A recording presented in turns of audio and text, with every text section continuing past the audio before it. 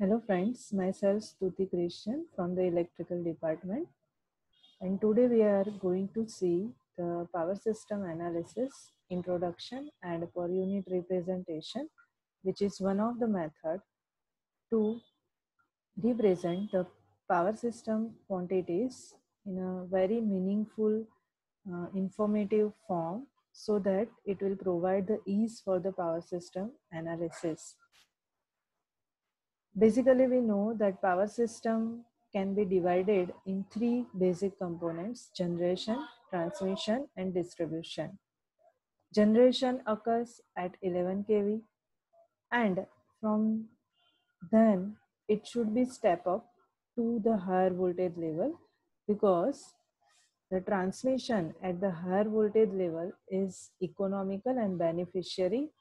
So you can see over here that it's a 11 by 220 kV transformer, which is the power transformer, and that power transformer will step up the voltage level at 220 kV. Okay. Then for the transmission, that is the primary transmission, that higher voltage would be stepped down at a different substation like 220 kV to 33 kV, 33 kV to 6.6 kV, and a proper voltage level, it would be distributed among the different customers. Like for factories, the distributed voltage level is 6.6 kV or 11 kV, and for the domestic purpose in India, it is 400 volt or 230 volt.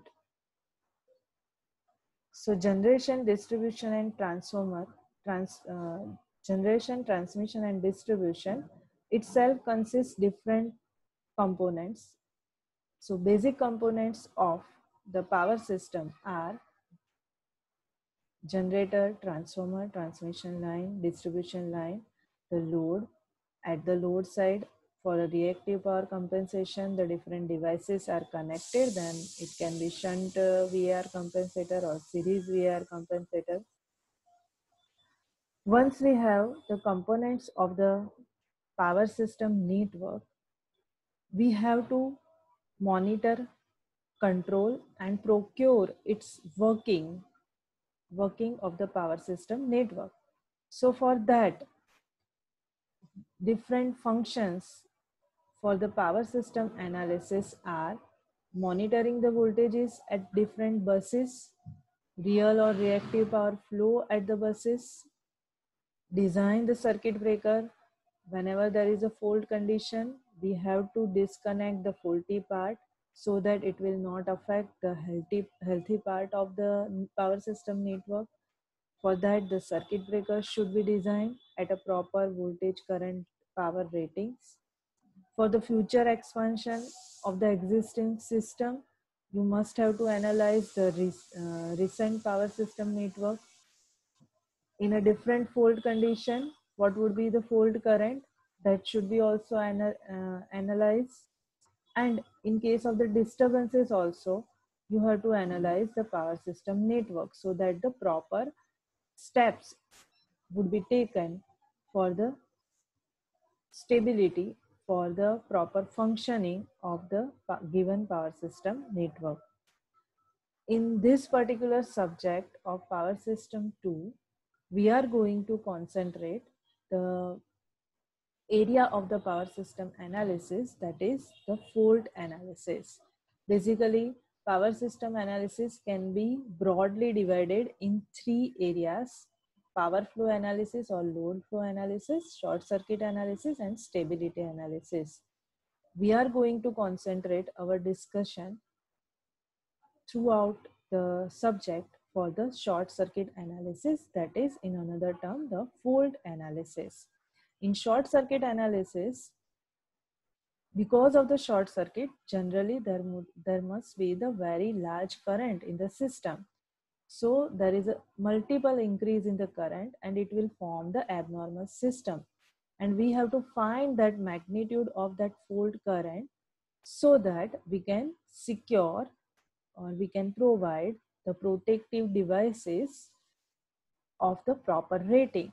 Now the fault currents are not the one value, because at the time of fault, initially the fault current has a very high value, and then after certain interval of time it will reach to the steady state.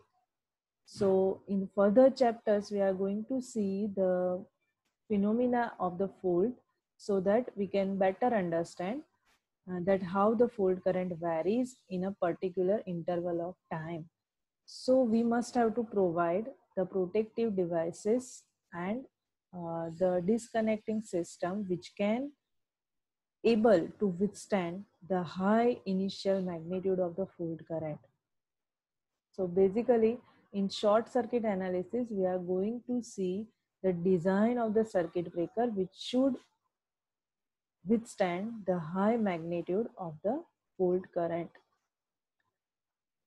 Then different types of the fault we are going to study, that is the symmetrical fault and unsymmetrical fault, in which in both the types of the fault, which are the different methodology that should be applied for the power system analysis of the network. To analyze the short circuit, generally for the unsymmetrical fault, we also know about the symmetrical components and the sequence networks, that also we are going to study in this particular subject. Up till now, we have idea that power system network consists of different components like generator, transformer, circuit breakers, and the load side, it would be the rotating load like motor or a static load. Now to have the analysis, we require the network. Network, likewise, a circuit which consists a basic parameter of the electrical component in terms of the resistance, inductance, and capacitor. So to have that meaningful network representation, we can have the different network representation of the power system network, that is called the power system diagrams. Likewise, here the single line diagram is given. Single line diagram is the power system component representation in form of symbols, and they are interconnected in a straight line. For example, the circuit is given over here, single line diagram is given over here. You can have idea that this number 1 and number 2 are the generators with a neutral grounded. This square are the symbols of circuit breaker. The line represent the bus. Bus is a connecting load. We know that more than one generators will supply the load. Then both the generators are working in a synchronism or work parallel with each other. So that would be shown through connecting both the generators at a particular bus. You can see the transformer T1 through the symbol. This is the symbol of transmission line, transformer T2, and this 3 is the generator number 3 and both the loads, load A and load B. So the whole physical power system connection, network connection, can be represented by a single line diagram using the symbols of a particular power system components. These are the simple basic symbols of the power system component. You can say that it's a rotating armature or rotating machine, then you can symbol it by a circle. To be specific, if it is generator, then you can write capital G in the circle. If it is motor, then you can write capital M in the symbol. Same way the transformer symbol of transformer, current transformer symbol, and so on. From the single line diagram, if you replace the symbols of a particular power system component by its equivalent circuit, for example, generator is replaced by its equivalent circuit like a voltage source connected in series with a reactance. then that particular type of the diagram is called the impedance diagram. This is the example of impedance diagram of the same single line diagram which we have seen in a previous slide.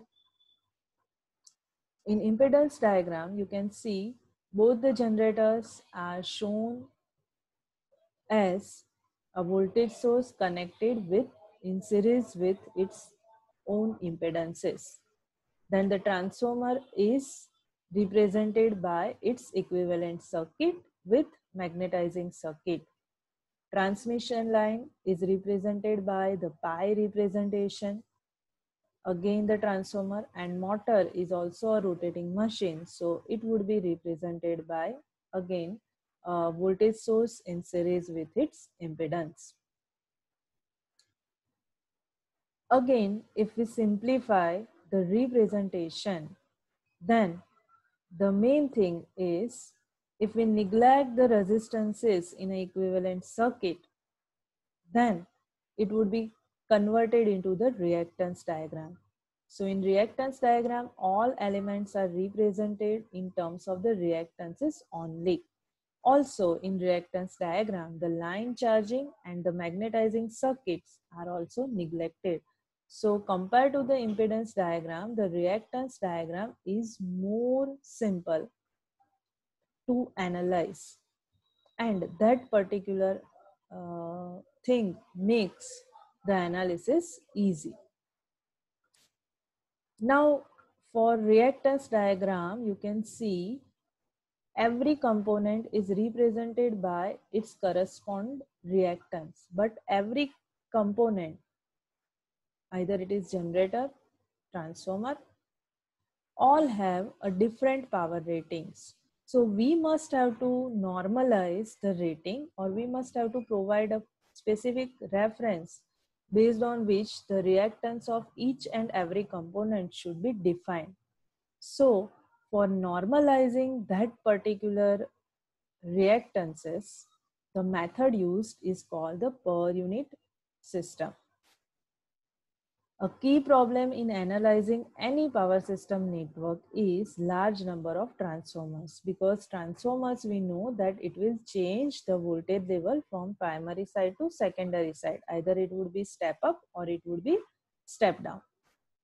So it is very difficult to continually have to refer impedances from one side of the transformer to another side of the transformer. To avoid this particular problem, we have the normalization process, and that normalization process is called the per unit analysis. Per unit system is basically the ratio of actual quantity to its base quantity. Actual quantity in terms of the actual unit of that particular quantity, and base quantity means the reference quantity which is chosen by the user or analyzer. So base quantity is a sort of the assumed quantity. So for example, if I want to convert the value of current in per unit, then it would be the actual current in ampere upon the base current in ampere. Base current value is chosen by user. You can choose any base value. Same way base voltage. So any per unit quantity or value is equals to the actual value upon the base values. So voltage at different levels of level has to transform to a single voltage level in per unit form, because now you have a voltage per unit. All other parameters are also expressed in a per unit value, and the main thing is generally the manufacturers are preferring the per unit system for the equipment impedance value. So it is very important to learn about the per unit system. As we have seen, the different quantities can be converted into the per unit. The main thing is when you convert the quantity in a per unit value, then it will become the unitless quantity. Okay. Now we have four basic quantities in power system, that is voltage, current, impedance, and power. All four quantities are related to each other. If you know two quantities, voltage and current, you can easily find impedance and power. So there is no need to find or need to define or assume base quantity for all four parameters or all four quantities like base voltage, base current, base impedance, and base power. All four things you should not have to be assume. Instead of that, if you assume any two base values, then you can easily find other two base values. So the thumb rule is generally the power and voltages are most often specified for the base quantities. So when you analyze any power system network through the per unit values, then you must have to assume the base power and base voltages. These are the different advantages of per unit system.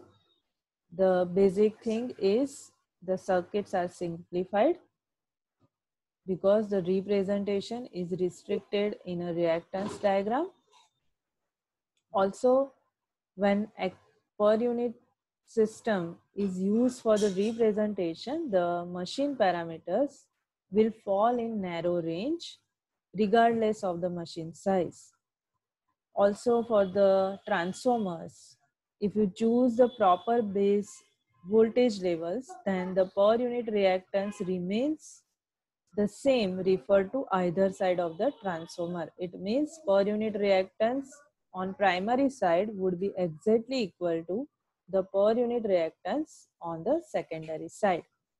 The another advantage is root 3 factor in three-phase circuit calculation is eliminated. So basically, the line to line voltage on primary side, that would be equal to the per unit phase voltage on the same side. So there is no root 3 factor in line values and phase value when you can represent that in terms of the per unit value. Some disadvantage of per unit system is the root 3 and 3 factor shows the phase shift that can be clearly represented in unscaled circuits, but that particular feature will vanish in per unit system. Also, the equivalent circuits of components are modified, making them more abstract. These are certain equations for per unit of three-phase circuits. If we choose the base MVA and base voltage for the analysis, then for three-phase base power is the three-phase power and base voltage would be the line-to-line voltages. So complex per unit power is equals to actual MVA divided by the base MVA. This is another type of the representation. Generally, it is known as the MVA divided by MVA base or S upon SB. From that, you can find the equation of base current. We know that it's a power upon the voltage. So, base current in three phase, it is MVA base divided by root 3 kV base. If it is converted into the ampere, then MVA base into 10 cube upon root 3 kV base. Same way, the base impedance would be equals to kV base square upon MVA base. It's a V square by power. Also, during the analysis, there are chances that you must have to change the per unit value from one component, from one base level to another base level, because the common base should be taken for the whole power system network. So, this is the equation to convert one per unit value to the per unit value at some another base level. So Z per unit new base, that should be equals to Z per unit old base multiply by MVA base power of new at a new base divided by base power at a old base multiply by voltage base of old case divided by voltage base of new case whole square.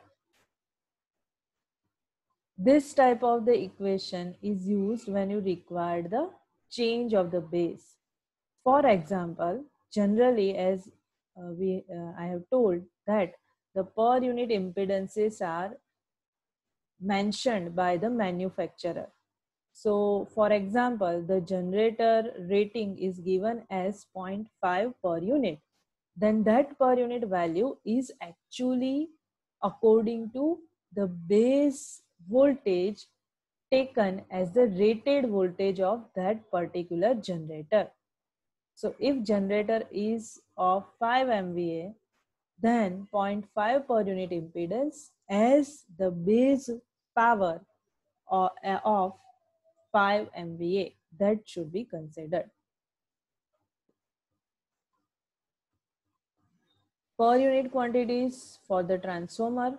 So when a transformer is present in a power system level, we know that transformer will change the voltage levels from one side of the transformer to another side of the transformer. So whatever the voltage, base voltage we have assumed for the primary side of the transformer, we must have to convert that primary base voltage on a secondary side if we move towards the secondary side. So if the voltage base in primary is VB, then the voltage base in secondary would be VB into N2 by N1, where N2 by N1 is the turns ratio. We know in the electrical machine, particularly for the transformer, we know about the turns ratio that V2 by V1 is equals to N2 by N1. So from that, V2, that is secondary voltage, should be equals to N2 by N1 into the primary voltage. In our case, primary base voltage we are referring, so it is VB into N2 by N1. How to convert the per unit representation, or how to convert the power system equipment ratings or quantities expressed in actual value to the per unit value. So the procedure is, first you have to choose the base value of the power. So pick a VA base, that is the power base for the entire system. Then second, pick a base voltage for each different voltage level, that is VB. The power level, you can choose any base, any level as the base level. Generally, it should be in a multiplier of 10, or it should be the highest power rating of the component, or it can be the summation of all the power ratings of the component present in that particular power system network. Or you can take the base power equals to any one of the power level of the component. Same way, you can choose the voltage base in terms of multiplier of 10, or one of the voltage rating of the component. Likewise, the voltage bases are related by the transformer's turns ratio whenever there is a transformer. So whatever voltage base you have considered up to the primary of the transformer, that must be converted on a secondary side when you design the per unit diagram. Once you have all the per unit values, base values, then you can calculate the impedance base, that is ZB is equals to voltage base square upon the power base. Same way you can calculate the current base, Once you have all the base values, you can convert actual values into the per unit value. And once you have the per unit values of all the reactances and impedances, you are able to construct the impedance diagram and the reactance diagram. This is one of the example of the per unit conversion. Let us say we have an electrical generator with a power of 40 megawatt, that is P is equals to 40 megawatt, with a power factor of 0.8 lagging, so power factor is 0.8, and the voltage level of 210 kV. The synchronous impedance of the generator is 0.5 per unit, so X is equals to 0.5 per unit. Now this 0.5 per unit value of this synchronous impedance is based on the rated voltage of the generator taken as the base voltage. So if I take the base voltage is equals to 210 kV, I get the impedance of that generator as 0.5 per unit. That is the explanation. Okay. Now you have to find the value of current and impedance in per unit. Refer to base values 50 MVA and 220 kV. So my assumed base MVA for the generator current and impedance in per unit are base MVA is equals to 50 MVA and base voltage is equals to 220 kV. I have the base voltage and base MVA. So first thing is I have to find the base current. Base current is equals to MVA base into 10 cube divided by root 3 kV base. If I calculate base current in ampere, then it is 50 into 10 cube divided by root 3 into 220, 131.22 ampere. That is the base current. For the per unit current, I require the actual current value. Now actual current from the given data, it is P is equals to root 3 VI cos phi. So I is equals to P, that is 40 megawatt divided by root 3 VI cos phi is 0.8. So the actual current is 137.46 ampere. From that, the per unit current is actual current upon the base current, that is 137.46 divided by 131.22, and that leads to the answer of current in per unit, that is 1.04 per unit. Now for impedance in per unit, we have already given that impedance of the generator is 0.5 per unit. It means old per unit value is given, and now I have to find the new per unit synchronous generator impedance with my new assumed base. So we have to refer the equation that Z per unit new is equals to Z per unit old multiplied by MVA base new upon MVA base old into kV base old upon kV base new whole square. Now new values I have already assumed. What about the old values? MVA base old. MVA base old values are referred to the rating given of the component. So for generator, the rated values given are 40 megawatt and 0.8 power factor. Now the values are given in megawatt, but my assumed values are in MVA, base MVA. So I have to convert the actual rated value in a MVA.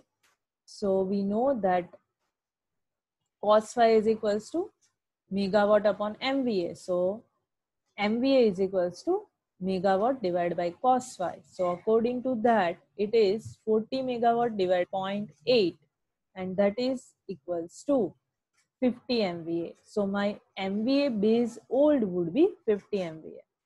Same way for kV base old, as I told, old values are nothing but the rated value given for a particular component. So for generator, the rated voltage is given is 210 kV.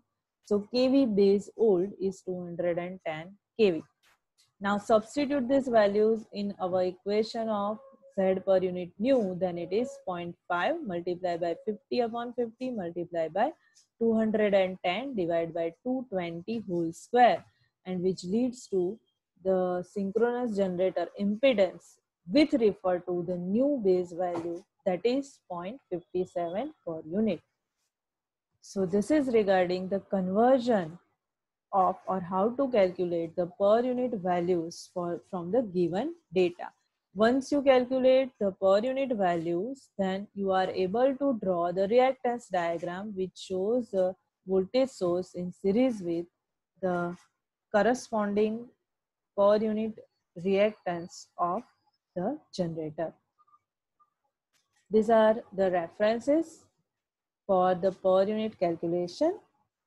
Thank you all for seeing this particular video.